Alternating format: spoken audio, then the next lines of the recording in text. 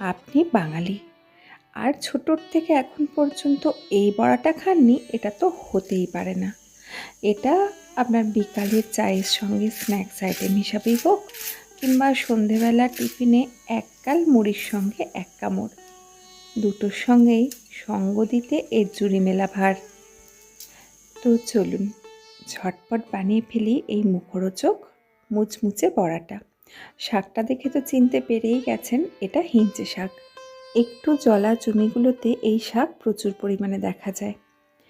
আর এই বড়াটার ব্যাটারের জন্য প্রথমে নিয়ে নিয়েছি বেসন, চালের গুঁড়ো। যতটা পরিমাণ বেসন নেব তার 1/4 চালের গুঁড়ো। এর মধ্যে দিয়ে দিয়েছি কালো জিরে, স্বাদ অনুযায়ী নুন, আর দিয়েছি গোটা মৌরি। কালো জিরে আর গোটা মৌরি দুটোই দেওয়ার আগে হাতের সাহায্যে একটু করে ডলে নিয়েছি, তাতে বড়াটা করার সময় এর ফ্লেভারটা আরও সুন্দর আসে। এর মধ্যে দিয়ে দিলাম খুব সামান্য খাবার সোডা।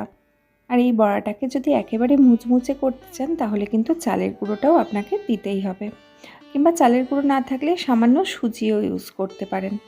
এবারে অল্প অল্প করে জল দিয়ে ব্যাটারটাকে রেডি করে নেব। ব্যাটারটা একটু ঘন মতো হবে। আর এদিকে হিঞ্চে শাকগুলোকেও জলের মধ্যে ভিজিয়ে রেখেছি। এর আগেও 2-3 বার আমি ভালো করে ধুয়ে নিয়েছি, তারপরেও একটুক্ষণ জলে ভিজিয়ে রাখছি, কারণ হিঞ্চে শাকগুলোর গায়ে অনেক ময়লা লেগে থাকে। এবার এই ব্যাটারটা এদিকে রেডি হয়ে গেছে, আর হিঞ্চে শাকগুলোকেও জল থেকে তুলে একটু জলটা ঝেড়ে নিচ্ছি, কারণ জল সহ হিঞ্চে শাকগুলোকে ব্যাটারের মধ্যে ডুবালে ব্যাটারটা কিন্তু পাতলা হয়ে যাবে।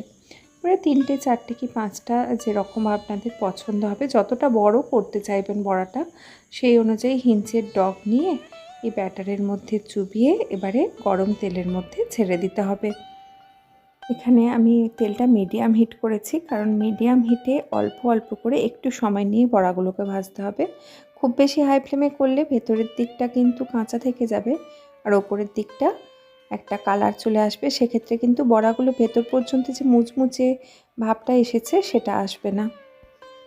এইভাবে মিডিয়াম টু লো ফ্লেমে উল্টে পাল্টে বড়াগুলোর দুটো পিঠ যতক্ষণ না এরকম সোনালি রঙটা চলে আসছে ততক্ষণ ভেজে নেব।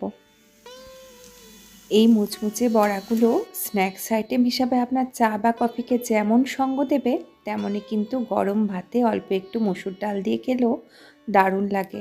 আজ এতটুকুই। দেখা হবে পরের দিন আবার অন্য কোনো রেসিপি নিয়ে। ততক্ষণ সবাই সুস্থ থাকুন, ভালো থাকুন, সঙ্গে থাকুন।